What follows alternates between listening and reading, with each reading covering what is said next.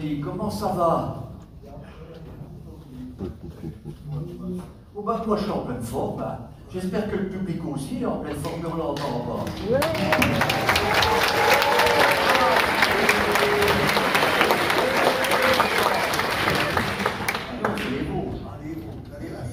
On chante les Vosges alors.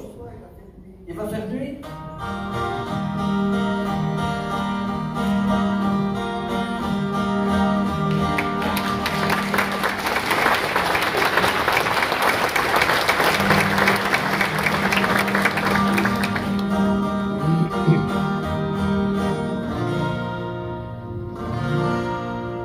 C'est la valse du temps qui rend l'herbe si verte quand arrive le printemps sur les vallées ouvertes. Ne freinez pas l'envie de courir les chemins où la nature repose. Les couleurs d'une à une qui étayent la terre se reflètent dans l'eau des lacs et des rivières. Ce pays en osmose, c'est les Vosges.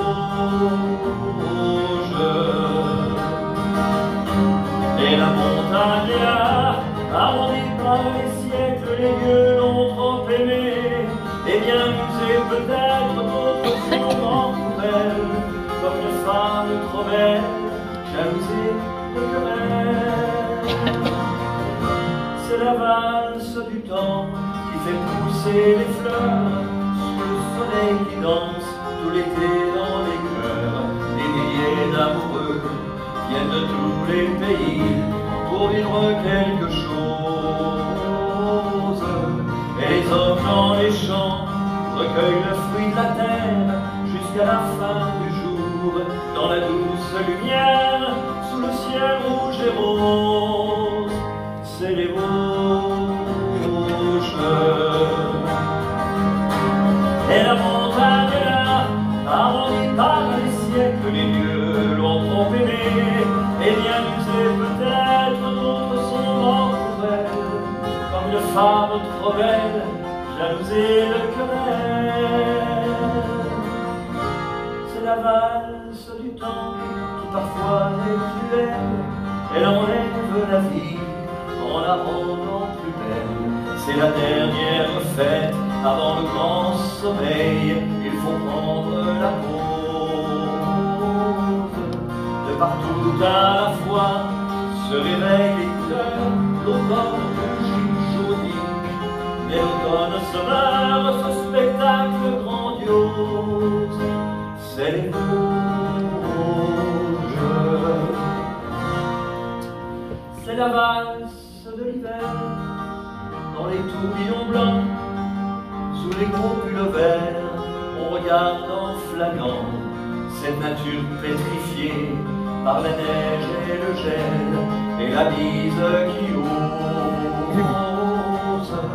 On ne voit plus de terre sur cette montagne blanche, aux sapins plus de verre et les branches qui penchent, tout un monde se repose dans les Vosges.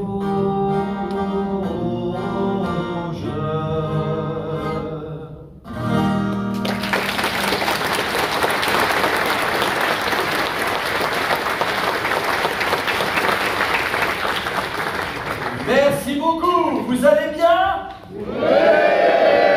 Je vois que vous êtes en forme pour accueillir notre ami Claude, n'est-ce pas? Oui. Alors notre ami Claude, il est en train de se préparer et il est à fond la caisse. À fond la caisse. Et pour ça, je vais vous chanter une chanson justement qui va bien donner le ton. C'est une chanson que j'ai composée pour lui et qui s'appelle Vadoni. Moi je me suis foulé, ouais, je sais, je me suis foulé. Mais c'est comme ça dans les Hauts-de-Vosges, on se foule. Hein? Et alors, dans cette chanson-là, vous allez reconnaître une partie de ces petits mots, de ces personnages, le titre de ces sketchs. Je vous laisse le découvrir. C'est parti. Il est là, derrière les rideaux, et son public l'attend. Car avec lui, on va pouvoir se prendre du bon temps, repartir dans le passé, se changer les idées. Il dit lui-même que c'est mieux que la télé. c'est un personnage qui en vaut la peine. C'est vrai, tout droit, issu de la montagne vosgienne. C'est frais, il joue avec les mots, s'enligne sur ses sabots, son gilet en peau de vache sur le dos. Mais si vous le voyez, faut lui demander, hey, comment va Denis? Très bien, merci. Mais c'est pas Dieu possible avec toutes ces mimiques magiques.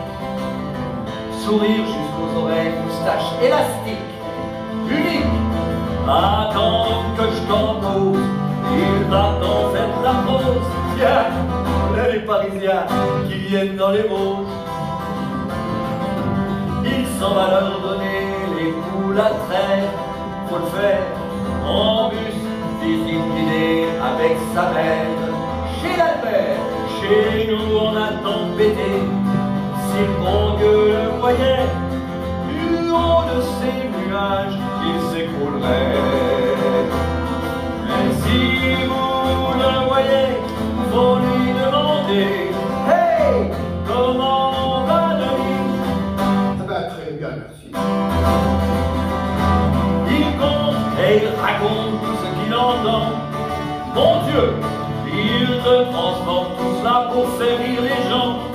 Sérieux, la sécheresse, les canards, en passant par le corbillard, et te met les parigots dans la propos. Camille, Félicie, Edith et Maria et Brutus sont connus chez Ramée à l'Olympia. C'est pas vous l'Olympia, l'ordinateur en panne a une grève d'organes. Le snack bord est lancé. Et si vous le voyez, faut lui demander, hey, comment va Denis? Très bien, merci.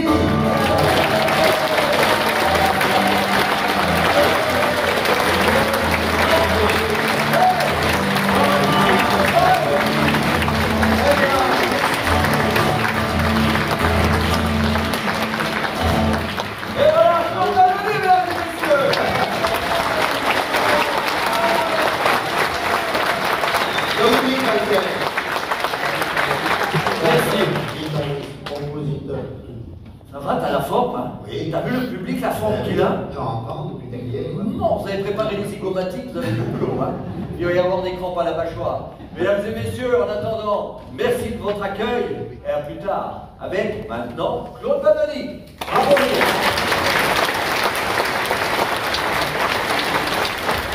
Dominique Voltaire, c'est un gars, c'est un beau gars.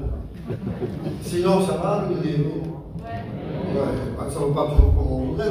L'autre jour, j'arrive à la fontaine pour mettre des salés des harengs. Parce que les aiment bien, Gérard, mais les harengs. On les pêche au lac. Ainsi, le pays qui sale la route. C'est qui va le sel. Eh bien, dans le lac, tu pêches des trucs, tu peux courir, c'est des harengs. Il ne faut pas les manger comme ça, c'est trop salé. Le docteur a dit qu'on mangeait trop salé. C'est une histoire, le sel. Non.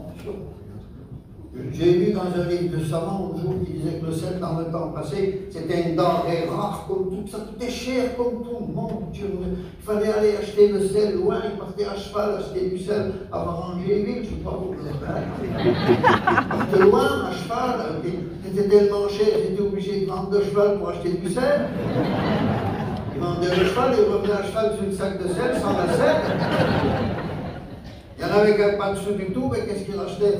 Un grain, un grain. Ah ben t'as l'air malin au village quand tu ramènes ton grain de sel.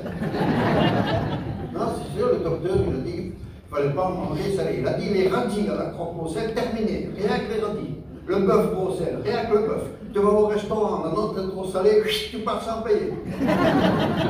Tu vas à la mer, tu vas en vacances, tu vas nager, tu bois la tasse, bon, ben te voilà bon.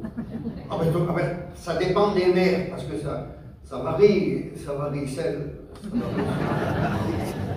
Eh bien si, ça varie celles qui sont plus salées, sont plus dangereuses que les autres. La plus salée, c'est la mer morte. Ah si, c'est la mer morte, la plus salée. Eh bien tu vois, elle en est morte. Ah non, c'est dangereux. Mais si vous ne voulez pas me croire que c'est mauvais le sel pour la santé, en rentrant ce soir, au lieu de boire la tisane avant d'aller au lit, buvez voir 3-4 verres d'eau salée. Comme vous irez en vitesse à la chaîne. On peut faire plein de choses sans sel. On peut faire du cheval. Il y a toujours quelqu'un qui dit de vélo. J'aime bien parce qu'il y a une dame qui a dit du vélo. Elle a une véloise, elle a dit du vélo. Bon, c'est sûr, c'est une dame qui aime bien le vélo sans sel. Mais il faut choisir son vélo quand même. Non, mais c'est vrai, on peut faire plein de choses sans sel. On peut faire du cheval, du vélo, mais tu pourrais vivre sans sel, sans celle que tu aimes. Pour vous, mesdames.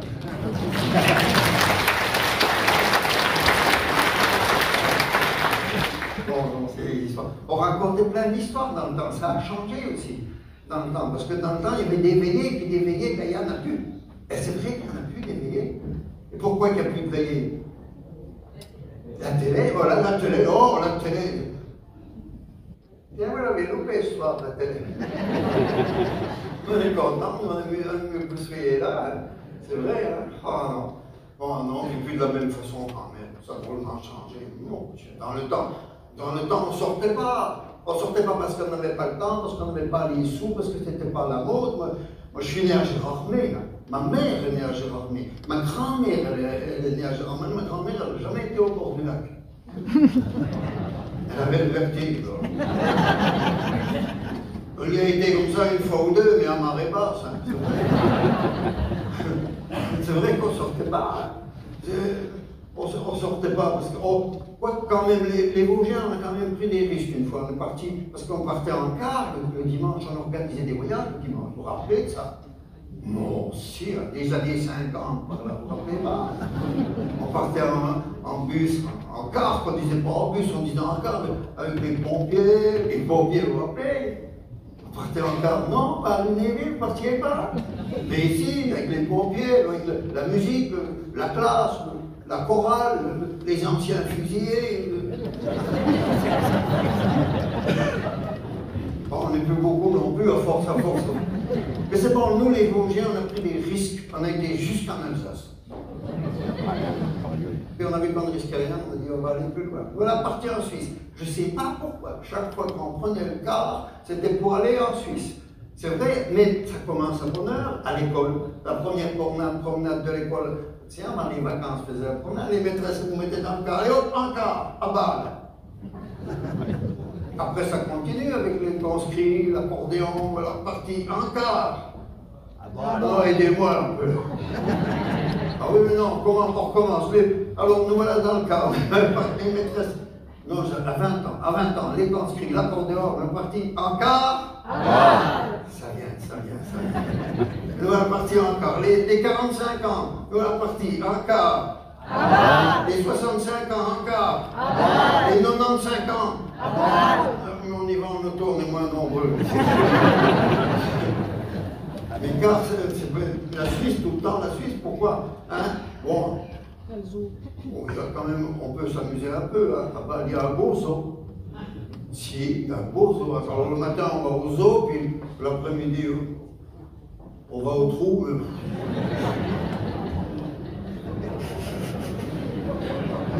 Si, je laisse toujours un peu de temps là-bas. Mais bon, tu sais, tout le temps, comme ça. Alors, le troisième âge, avec ma mère et toute son équipe, ils ont dit que c'est comme ça. On louera des cars nous-mêmes et puis on ira où qu'on voudra. Et ils en ont fait les vieux. C'est une affaire qui marche à le troisième âge, hein? Ici aussi, non? Hein? Je sais, les vieux, il n'y a plus que sur la route alors. Il n'y a pas les gosses le mercredi dans le car, on met les vieux à la place. Alors. Ils vont loin, hein. Ma mère l'autre jour, elle a dit on va aller à Nice. Elle a dit si on va à Nice, il faudra peut-être que je me rachète un nouveau maillot de bain. J'ai dit maman, tu as 75 ans bien sonné quand même, tu ne peux pas t'acheter n'importe quel maillot de bain, achète-toi un maillot de bain et une pièce. Eh bien écoutez, elle a acheté que le bas. Heureusement qu'elle fait du sport, elle a de l'entraînement, elle fait du sport et tout ça. L'autre jour, Il y en a encore arrivé une peute, comme on dit dans les livres. Il y en a arrivé une drôle, ils avaient été faire une promenade en Suisse, ou je ne sais pas où. Enfin, en rentrant, ma mère, elle était debout dans le car avec le micro du chauffeur, tu vois. Parce qu'elle est un peu chef-tête, là. Et pendant que le car roulait, ma mère, elle posait dans le micro, elle expliquait qu'on s'arrêterait à 4h30, qu'on ferait peut-être pipi à 5h moins, qu'on ferait des trucs importants. D'un coup, on va savoir pourquoi le car qui ralentit un peu brusquement. Ma mère perd le calibre, là on a qui part à la renverse, double saut périlleux arrière, vrillé, elle passe au travers du pare-brise, le car ne s'arrête pas. Elle passe entre les roues, elle remonte par la porte de derrière. Elle n'avait pas lâché le micro. Elle en a même profité pour dire au chauffeur, vous avez une petite fuite d'huile au pont arrière. Pour la santé. Elle est attends, en vélo. Ma mère, en vélo, elle a fait des choses que bien des jeunes qui sont là ce soir ne feront peut-être jamais de toute leur vie. Ma mère, en vélo, elle nous a fait le ballon d'Alsace. Oui, madame, le ballon, parfaitement. Le ballon, même, quand elle a redescendu, les gens voulaient qu'elle souffre dans le ballon. Elle a dit merci, j'en sors. Tu te rends compte, le ballon d'Alsace, aller-retour, en vélo, à 75 ans. Oh, qu'est-ce qu'elle s'est fait attraper en rentrant par sa mère. Sa mère attendait le vélo pour aller au 4e âge. Alors ils ont dit, attends, le car, le vélo, ça va 5 minutes. Et pourquoi qu'on ne prendrait pas l'avion? Bon ben oui, il n'y a pas de raison. Bon, la première fois qu'elle a pris l'avion, ma mère, elle est dit, on a été au Baléares. C'est pas si loin que ça, les Baléares, c'est tout près de Strasbourg. Et ici. Parce qu'on a mis 2h30 en car pour aller à Strasbourg, on a mis qu'1 heure en avion pour aller au Baléares. Elle dit, quand on a monté dans l'avion avec la Georgette, on ne faisait pas trop la maline quand même. On a dit, on va se mettre derrière le chauffeur. Comme dans le car. Elle a des chauffeurs, on en a point vu. On s'est même demandé si on avait un pour finir. Mettons-nous près d'une fenêtre, parce qu'on a promis qu'on ferait coucou à Angèle. Mon ben, si Angèle, la pauvre, elle n'a pas pu venir au dernier moment, elle a mal à sa jambe, alors elle a fendu sa place. Mais on m'a promis qu'on lui ferait coucou, mettons-nous près d'une fenêtre, que je te dis. Il n'y a pas de fenêtre, il paraît que c'est des hublots. Puis tant pis, mettons-nous près d'un hublot. C'est moins de place que dans le car, je trouve. Hein. On est plus sérieux. C'est bon, tiens ton siège quand on ne le prenne pas. J'ai entendu dire qu'on allait décoller, et tu crois que c'est normal? L'autre jour, le peintre m'a dit que ma salle à manger était foutue parce que le papier décollait. Ça y est, ouvre la partie. Ben dis donc, la route n'est pas bonne. Ah, ça y est, ça commence. Je m'en doutais. Je suis serré, mais forcément, t'as serré la ceinture de l'avion avec celle de ma gabardine. À peine qu'on était parti, la dame dans l'avion, parce qu'il y a une dame dans l'avion qui passe dans l'allée. Comment on l'appelle déjà plus la dame là? L'hôtesse, vous avez déjà pris l'avion? L'hôtesse de l'air qui nous faisait de la réclame pour nous vendre un gilet. Jaune orangé, gonflé, ça la grossissait, ça ne gueulait pas. On m'avait dit, on m'a dit, tu verras, dans l'avion, elle ne perd pas de temps pour te vendre des produits désaxés. Quand est-ce qu'on cassera la croûte? Parce que tu sais, les Français aiment bien voyager, mais qu'est-ce qui compte en tout premier lieu pour les Français? Tiens, il y a la dame de l'avion qui arrive avec le plateau. Tu vois, je te l'avais dit qu'on aura à manger. Mais oui, le plateau, c'est bien. Ben oui, c'est qu'on le pose, il n'y a pas de table. Et si, qu'elle dit la dame de l'avion, bien sûr que si. Dans le dossier du siège qu'il y a devant vous, vous avez une espèce de petite tablette, vous voyez? Vous dépliez la tablette, vous posez le plateau, tu parles d'une tablette qui de rien du tout, un couteau en plastique. Ma mère veut couper son escalope, craque l'escalope sur les genoux. Bon, ça commence bien. Faut qu'il n'y ait pas mon sac en plastique. Si, parce que ma mère, quand elle va manger à midi avec le 3e âge, elle prend toujours son sac en plastique. Et puis on a toujours 3 midi, mais on ne sait pas ce qu'on aura le soir, alors c'est payé, c'est payé. Vous faites rire, ma mère. Elle dit que c'est pour le chat. Elle n'a pas de chat. Alors du fait qu'elle n'avait pas son sac en plastique, elle fouille dans la pochette du dossier du siège qu'elle devant elle. Elle trouve un sac en papier. Elle dit, je vais mettre mon escalope là-dedans. Elle met l'escalope dans le sac en papier. 2 minutes à côté, après, la Georgette qui n'était pas bien dans les virages. Qui avait l'estomac qui faisait de la balançoire. Elle a juste le temps de mettre la main devant la bouche. Il y a la dame de l'avion qui arrive en courant, qui dit, madame, madame, il y a des sacs en papier, c'est fait exprès. Elle prend le sac de ma mère. Dans l'escalope. Ma mère dit, moi je ne l'ai pas demandé, palais. Enfin, non, peut-être du café quand même. Parce que ma mère, elle dit toujours qu'un bon repas, sans café, c'est comme un baiser sans moustache. C'est ma mère qui dit ça, moi c'est pour rien. Ah ben tiens, voilà la dame de l'avion qui revient avec le café. Toi, je te l'avais dit comment ça du café. Sinon, c'est qu'on pose la tasse sur la tablette. Il n'y a plus de place sur la tablette, il faut pousser le plateau. Il reste un petit coin de tablette, rien du tout. Elle pose la tasse sur le coin de la tablette, celui qui est devant, qui se met à tousser. Ben voilà, ben voilà. Oh non, le café dans les schnobottes. Dans les schnobottes.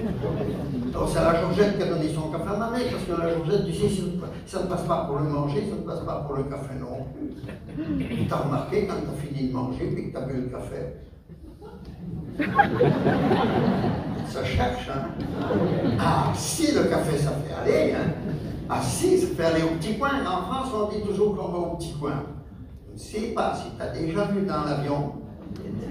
Ah mais c'est vraiment un petit coin. Une fois que tu es rentré là-dedans, tu ne peux plus bouger, tu es bien assis, bien calé. Bon, ça c'est fait exprès pour qu'on vienne dans le trou. Et si, à cause des trous d'air. C'est ça qu'on appelle les trous d'air en avion. Où c'est que ça va tout ça en avion, hein? Quand on tire la chasse d'eau, où c'est que ça va tout ça? Bon.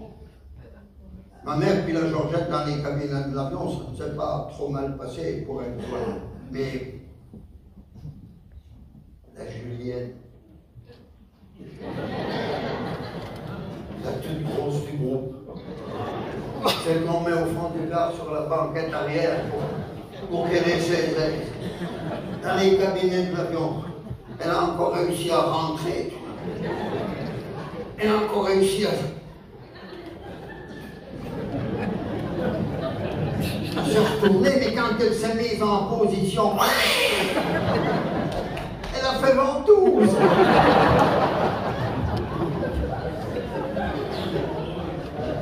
Il ne pouvait plus la revoir. La Georgette disait à ma mère, m'a dit mon chauffeur qui ferait une ventouse. On n'est pas dans le car, on est dans l'avion. Et bien, il va dire qu'il fasse 2-3 loopings. On n'a pas pu la revoir, elle a resté comme ça. Ouais, elle n'était pas malheureuse.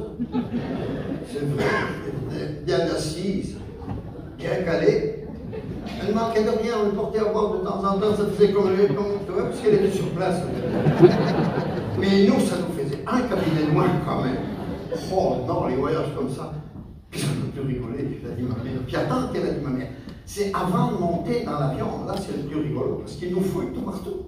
Si, pour savoir si on n'a pas des terroristes qui voudraient monter aussi, avec des revolvers, avec je sais pas quoi, du fer, si tu as du fer sur toi. Ils le savent tout de suite parce que tu passes dans une petite porte électrique. Si tu as du fer, ça sonne. La Georgette qui arrive dans la porte, elle dit je sais, c'est les baleines de mon corsaire. Le Camille, il a fini en caleçon. Camille qui arrive dans la porte, le policier lui dit enlevez votre veste. Oh, il repasse sans sa veste. Enlevez votre pantalon. Il n'y arrivera pas, c'est l'éclat d'obus que j'ai dans la cuisse. Alors maintenant, c'est pire. Si vous n'avez pas pris l'avion depuis un moment, mais je vous garantis que c'est autre chose. Maintenant, il passe à la radio, comme chez le docteur, pour voir si tu n'aurais pas avalé une grenade ou n'importe, je ne sais pas. Le jour où ils ont arrêté une dame, madame, vous avez un revolver dans votre culotte. Oui, ça m'étonnerait, j'ai pas de culotte. Ça devait être un petit revolver. Ah. Alors bien sûr, après ma mère, quand elle revient de là-bas, qu'elle était au Palais Rare, parce qu'au Palais Rare, elle a dit là-bas, en revenant, la fouille c'est moins moderne. Oh, elle dit là-bas, la fouille c'est moins moderne. Elle a dit là-bas, la fouille c'est à la main. Ma mère, elle a dit pour finir, j'aime presque autant.